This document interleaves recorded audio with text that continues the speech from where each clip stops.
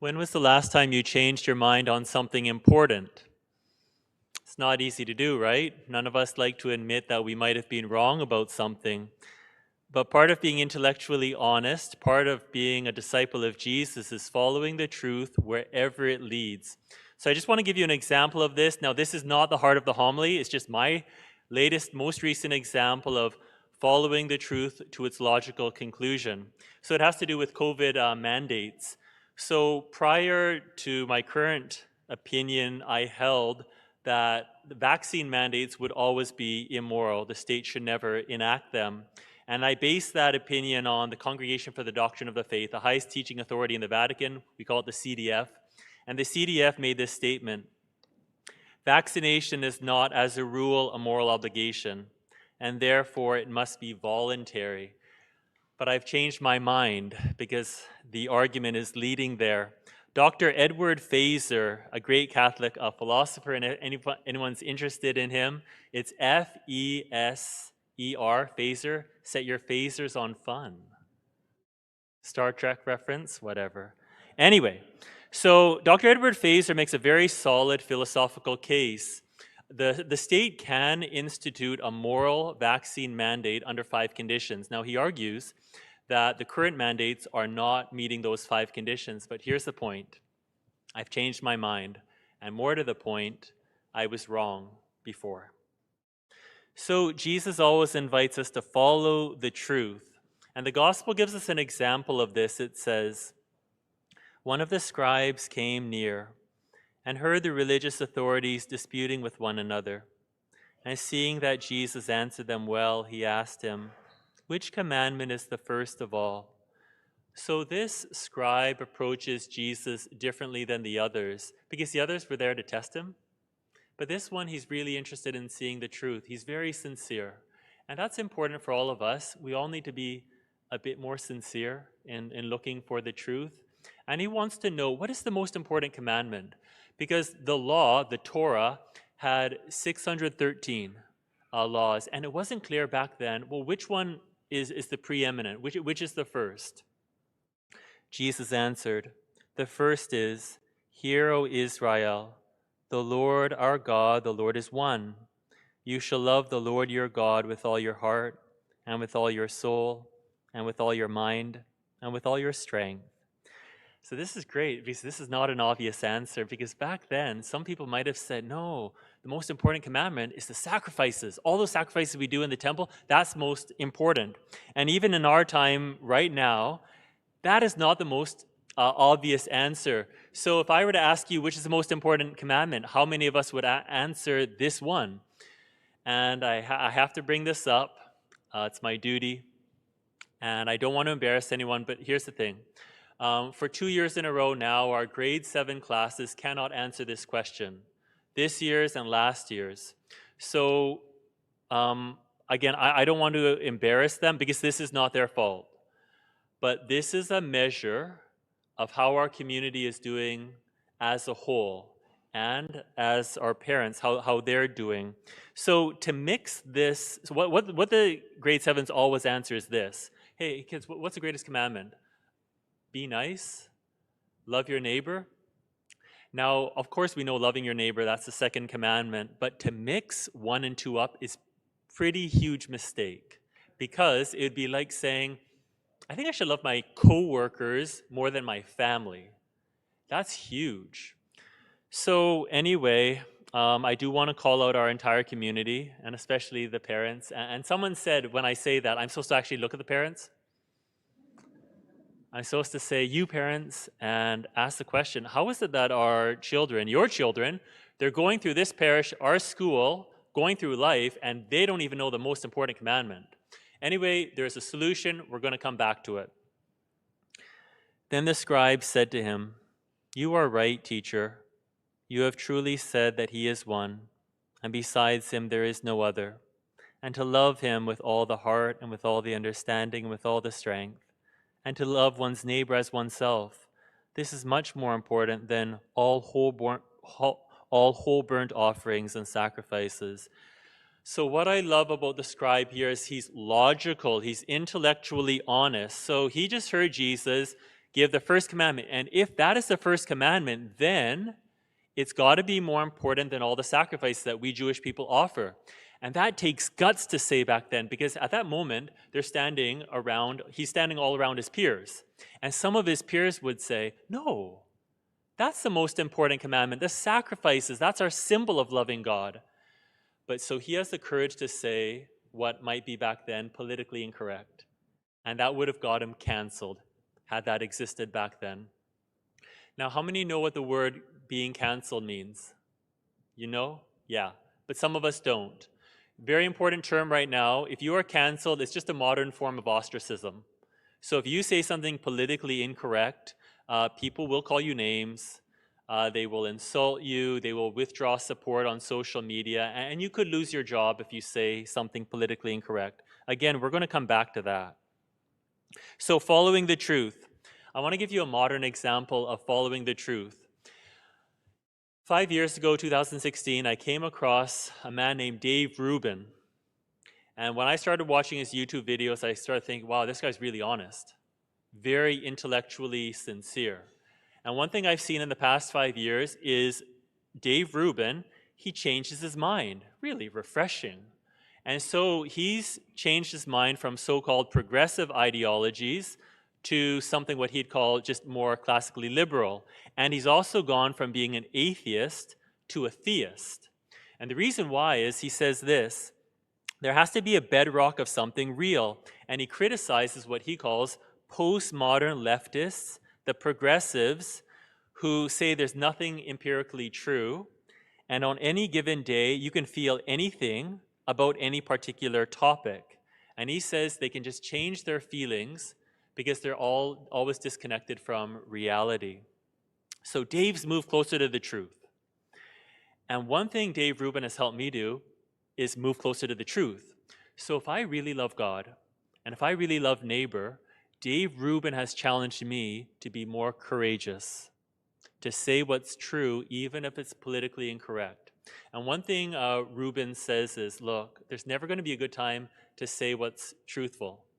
Because he gives some good examples. He says college students, they often think, well, I'm not going to say what I really think in class because I don't want to get a bad grade. So I'm going to wait until after I graduate, then I'll speak my mind. And then other people are saying, well, I don't want to lose my job. I've got a mortgage to pay.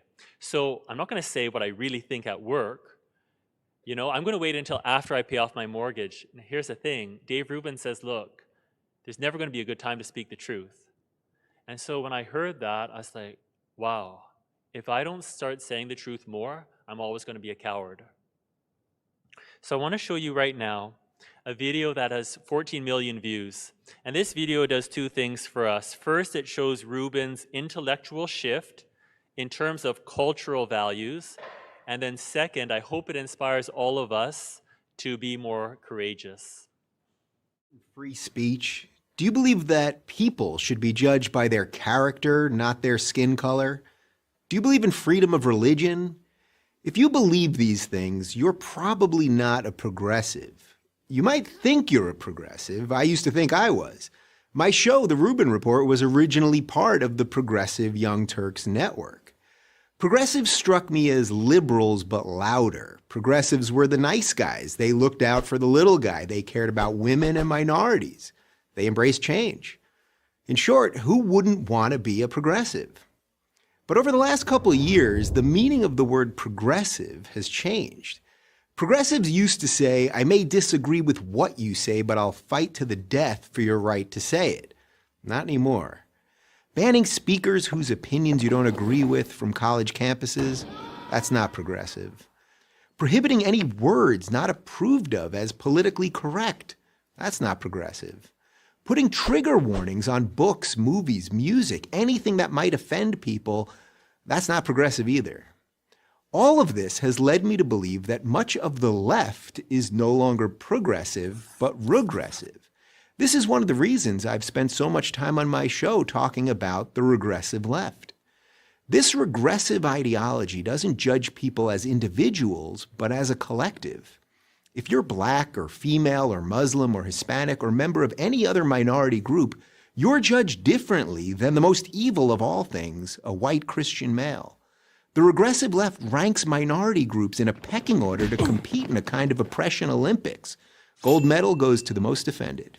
Martin Luther King Jr.'s dream that his children would be judged by their character and not their skin color was a liberal idea, but these days it's not a progressive ideal.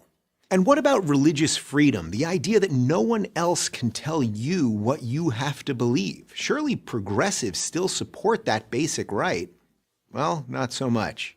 I'm a married gay man, so you might think that I appreciate the government forcing a Christian baker or photographer or florist to act against their religion in order to cater, photograph, or decorate my wedding. But you'd be wrong. A government that can force Christians to violate their conscience can force me to violate mine.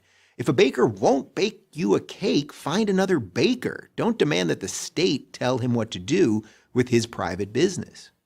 I'm pro-choice, but a government that can force a group of Catholic nuns, literally called the Little Sisters of the Poor, to violate their faith and pay for abortion-inducing birth control can force anyone to do anything. That's not progressive, that's regressive. Today's progressivism has become a faux moral movement hurling charges of racism, bigotry, xenophobia, homophobia, Islamophobia, and a slew of other meaningless buzzwords at anyone they disagree with. The battle of ideas has been replaced by a battle of feelings, and outrage has replaced honesty. Diversity reigns supreme as long as it's not that pesky diversity of thought. This isn't the recipe for a free society, it's a recipe for authoritarianism. For these reasons, I can no longer call myself a progressive. I don't really call myself a Democrat either. I'm a classical liberal, a free thinker, and as much as I don't like to admit it, defending my liberal values has suddenly become a conservative position. So if you think people should be able to say what they think without being punished for it, that people should be judged by their behavior, not their skin color, and that people should be able to live the way that they want to live without government interference, then there's not much left on the left for you. I'll keep trying to explain that to progressives until I'm totally left out. I'm Dave Rubin of The Rubin Report for Prager University. Some people sometimes wonder why here at St. Anthony's we talk about cultural issues, maybe even political issues, and that's a good question. And the reason is because if we love God and love neighbor, you can't remain neutral forever on every topic. So Dave is right about a number of things he just brought up, and just to highlight them in our Canadian context. So he's right. White Christian males are judged differently. You might remember a month ago we showed that tweet from Harsha Walia, the executive director for the BC Civil Liberties Association. So she on her tweet can criticize Canadian whiteness, but that's racist, but it's accepted. Forcing Christians and even Muslims to go against their conscience is what Prime Minister Trudeau did in 2018 when there's this whole scandal regarding summer jobs grant money. So if a group wants to have a summer job and apply for government funding, you in your application form have to affirm that you support abortion and gender ideology. And that forces us and Muslims and others to go against their conscience. And if the church is against gay marriage, rather than debating the actual idea, people will attack with words saying we're homophobic. So I don't think there's any such thing as gay marriage. But that doesn't mean I'm against Dave Rubin. I respect Dave Rubin. I think he's doing great. I would love to meet him and talk to him. But people tend to accuse anyone who disagrees with them, and that's very shallow thinking. And finally, Dave is right about authoritarianism, even here in Canada. So the media, the government, universities, they don't want us to actually say what we think, let's say on transgenderism. Last week, October 22nd, CTV had an investigative report that begins this way. Whenever experts in any given field are too afraid to express their honest professional opinion on the record out of fear of being canceled, something in the public discourse has gone terribly wrong. So Jesus is asking us to be more intellectually honest. So how do we have to change? So first thing is, if we love God and neighbor, we're going to have to be like Dave Rubin, more courageous in speaking the truth. Next, the issue with our children not knowing the greatest commandment.